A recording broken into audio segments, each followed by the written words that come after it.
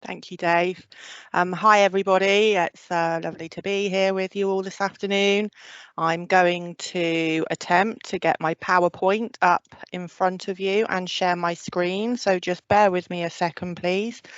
And I hope somebody can holler and let me know whether you can see that on the screen. If someone can just let me know whether you can see that, that'll be really useful. We can see them. Smashing. Thank you very much. Whilst I'm going through the presentation, Dave mentioned about putting your hand up and things like that. I can't really see that when I'm doing the presentation, so please put your hands up, but then at the end there'll be a couple of minutes to answer any questions. So again, use the chat or put your hand up, but whilst I'm doing the presentation I can't quite see. So my name's Sarah and I work for the Dorset and Wiltshire Fire and Rescue Service, and I manage the Safe and Well team within the Dorset and Bournemouth Christchurch Pool area. And I'm going to talk a little bit about the team, why we're here, what we do, and a little bit about the Safe and Well visit, so you've got an understanding of what we're up to. So we work within the prevention team. So Safe and Well sits in our prevention team within Dorset and Wiltshire Fire and Rescue Service, along with an education team and a youth intervention team as well. And I've got a little video here, which I'm going to press play, and it does have sound. So I'm hopeful it's going to work, and it will explain a little bit as to why we have a Safe and Well team within the fire service. So again, if there's no sound, please holler. It might take a little while to upload if something's working.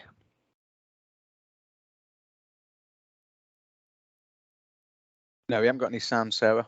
You haven't? No, we don't appear to. So if you unshare your presentation. It's always one, and then if you, there's always me. And then if you just go on share content again at the top right where you normally share your screen. When you click on that, you've then got include computer sound. Yeah. If you just check that and then let's give it another go. Can you see that now, please? Yeah. Can see it. Yeah. Let's have a go. That's we better. are your fire service. Thank you. Over the last few decades, the fire service has changed. Back in the 1980s, firefighters attended a lot of fires and other incidents. We did an excellent job of dealing with those fires and rescuing people. As we worked through the 90s, we were very successful in getting people to fit smoke alarms in their homes. As a result of this, many fires were detected faster, meaning property damage and loss of life were reduced. We didn't stop there. In the new millennium, we started visiting people's houses, not to just promote smoke alarm ownership, but to educate people on how they could prevent fires occurring. And we went to lots of homes and met lots of people. By 2010, we came to understand that older people were more vulnerable than others. So we focused our attention on these people. As we approached 2015, we identified a clear relationship between our risk groups and those prone to slips, trips, falls and ill health. So what's all this leading to? The answer is Safe and Well. Safe and Well aims to improve the health, well-being and safety of the people in our community. From the usual fire safety advice to health interventions such as falling hazards or providing safety equipment. The data we collect allows us to better target at-risk people and improve what we do nationally. But why are firefighters expected to start doing this? Firefighters are trusted and respected in communities and have access to vulnerable people that other agencies just don't have. This unique access allows us to address problems directly and do more of the all-important prevention that we know works so well. And it doesn't stop there. A strong Safe and Well strategy helps our colleagues in partner agencies, reduces workloads on health services, saves public money and above all keeps people safe in their homes and communities. So keep an eye out for more updates from us over the coming months as we continue to keep everyone safe and well. Thanks for watching.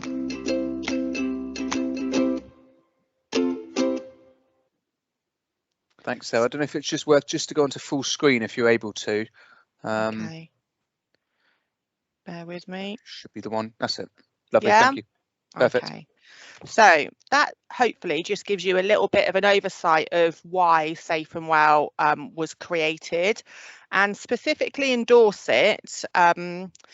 This screen here depicts we had 12 fire deaths in the space of a year a few years ago, and because of that, our chief fire officer at the time really had to take a good look at our preventative work, what we were doing, and that's when our Safe and Well team was created to try and lower the fire deaths. So if I put that into context, most years the number of fire deaths is sort of 3 or 4 maybe, but in this particular year it was 12.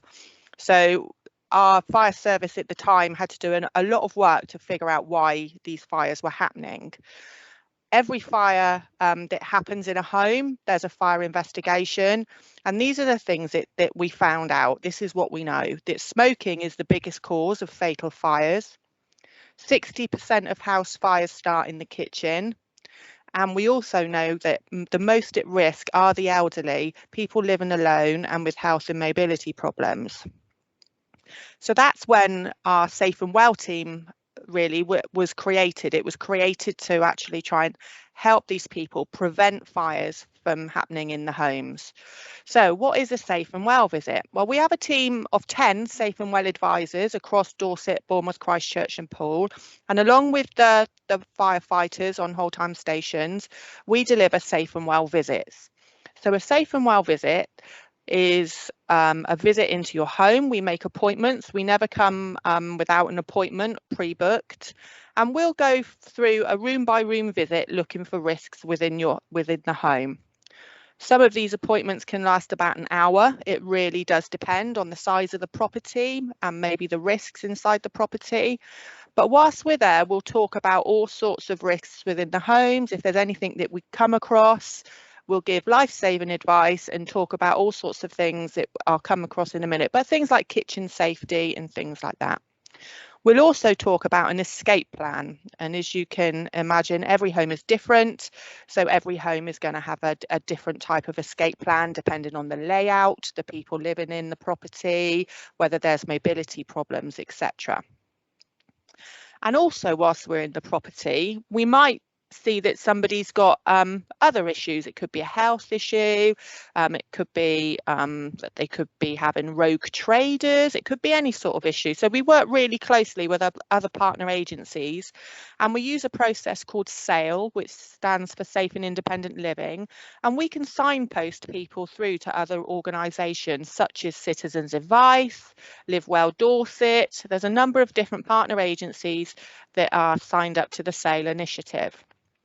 All of the Safe and Well advisors have been trained by Public Health to have healthy conversations. That could be about substance misuse, mental health, or healthy eating. And if we need to do a joint visit, so that joint visit could be with a local PCSO, it could be with a social worker, it could be arranged at a time where they want a family member to be there with them, maybe a son or a neighbour, something like that. More than happy to do joint visits where needed. And during our Safe and Well visits, we also fit free smoke alarms, heat alarms and carbon monoxide detectors if they're required, all free of charge. And again, we want to work really closely with different partner organisations to try and locate the most vulnerable people within our communities. So, for example, we do a lot of talks to different groups like community mental health teams, social workers, community carers, to try and share the word of Safe and Well visits so that when they go into somebody's home, if they see a fire risk, they can share it back to us and we can do a Safe and Well visit. So that's a little bit about what a Safe and Well visit consists of. These are some of the things that we look out for and some of the things that we see. So we look for the old style block adapters. We look for extension leads that haven't been fully unwound. If they haven't been fully unwound, then they can overheat, just like the picture here on the screen, and can cause a fire. So we look for things like that. Smoking, as I mentioned earlier, is a huge fire risk. So we talk to people about whether they should smoke outside for it to be safer. If they are going to smoke indoors, if they've got a suitable ashtray. We can provide fire retardant bedding sets and throws. So if you've got somebody that's bed bound, they stay in their bed and they're smoking, we can issue fire retardant bedding. And we also talk about charging e-cigarettes. Never leave them unattended or leave them charging overnight. We have been to a few incidents where the charging mechanisms have caught fire. So again, we talk about all these things when we're doing a safe and well visit. Kitchen again is a very, very high risk. It's the highest risk room in the home. And we'll talk about all sorts of things, leaving things on the hob. The picture on the right is somebody with their toaster, which is stored underneath a kitchen cabinet. So if you're going to use your toaster, pull it out so it's not underneath the kitchen cabinet, because you can see there the scorch marks are just from when they're using the toaster. So we'll talk through all these risks to try and get people to be a bit safer in their habits at home. This is another video, and I hope it will show the sound, but this video it just shows you just how quickly a fire can take hold, and it only takes 3 minutes. So watch through this and just I always liken it to, it could be the advert break in the middle of Coronation Street and you go to put the kettle on, that sort of scenario, and this is how long it takes. So I'm going to press play and hopefully it will work.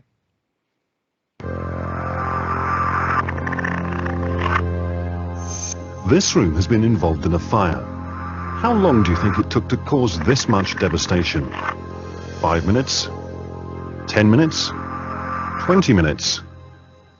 This short film demonstrates the power and the speed of fire. The following fire is obviously real, but is being set in a test facility using conventional building materials. The furniture in this room was purchased from high street retailers and was arranged to simulate a typical bedroom. The soft furnishings all comply with current fire regulations, but these modified materials will only delay the fire development for a short time. This fire was started deliberately with a naked flame, but it could have been caused accidentally by a dropped cigarette, a heater too close to the chair, or even arson. Smouldering can last several hours before a fire starts, or the fire could start immediately. At this stage, the fire is producing light smoke, and a smoke detector placed in the room would have operated and warned occupants of the danger. The smoke level is increasing, and even at this point, a person failing to leave the room would be in great danger. Smoke contains highly toxic gases, which can affect a person's ability to escape from a room on fire. The smoke is also highly flammable, and as it ignites, it heats up other materials in the area, and they also give off more smoke and gases. A clock has been started at the first appearance of a continuous flame. At this stage, the fire appears to be small, but it has already developed inside the chair. The room is continuing to fill with smoke, and visibility is deteriorating quickly. This fire has developed rapidly in only 20 seconds since the first appearance of flames. If the door to the room was shut, it would allow occupants in other parts of the building to escape safely, but an open door allows the smoke to spread freely, cutting off escape routes, making escape unlikely or even impossible. At this stage, if a detector had been fitted outside the closed door, it would now have operated by smoke leaking from gaps. A closed standard domestic door would typically hold back a fire for 10 to 15 minutes. A sprinkler head located within the room would have already operated, controlling or extinguishing the fire within a couple of minutes. A domestic sprinkler system installed in a home will significantly improve occupants' chances of survival. The fire is now substantial, and the temperature above the chair is in excess of 300 degrees Celsius. Radiated heat from the burning chair is now causing the entire contents of the room to decompose, giving off more toxic and flammable gases. The smoke level has now filled half of the room, and the fire is now drawing in air from the open doorway. As the fire rages, smoke is leaving the room, affecting other parts of the building, putting any other people in great danger. Sensors placed throughout the room indicate that the temperature at the ceiling level is now 450 degrees Celsius, and the temperature at floor level is 80 degrees Celsius. The development of this fire has been delayed due to the presence of modified fire-resisting materials in the chair, but the gases present will remain highly dangerous. Every year, the fire service is called to thousands of fires in the home, and as a result, hundreds of people die and thousands are injured. The majority of these deaths and injuries could have been avoided by careful pre-planning and by following recommended guidance available from the local community fire safety officer. Most fatal fires occur at night time. Make sure you and any other persons in the home are familiar with your fire escape plan. This will include the location of keys, an available escape route, the importance of not opening a door where a fire is suspected, and how to call the fire service. The temperature at the ceiling is now in excess of 600 degrees Celsius. The temperature at floor level is now 100 degrees Celsius. As the fire develops, smoke at ceiling level is now beginning to ignite. The fire has been burning for just over 2.5 minutes since the first appearance of flame. Burning items falling from the ceiling and now starting to ignite other pieces of furniture in the room. The smoke layer is now rapidly descending, and then flashover. Everything in the room is now involved in fire. Huge quantities of smoke are now being pushed out of the room, involving other parts of the building. Smoke can travel at several meters per second, faster than some people are able to run. From a tiny flame to a huge fire took just 3 minutes. Do you own a smoke detector? Do you shut your doors at night? Have you got a fire plan in your home? Remember, fire kills, and so do excuses. Make your plan now.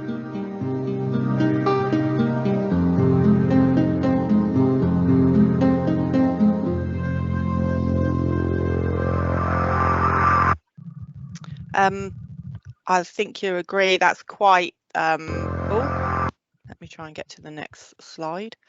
It's quite shocking really, isn't it, when you see it and how it happens so quickly.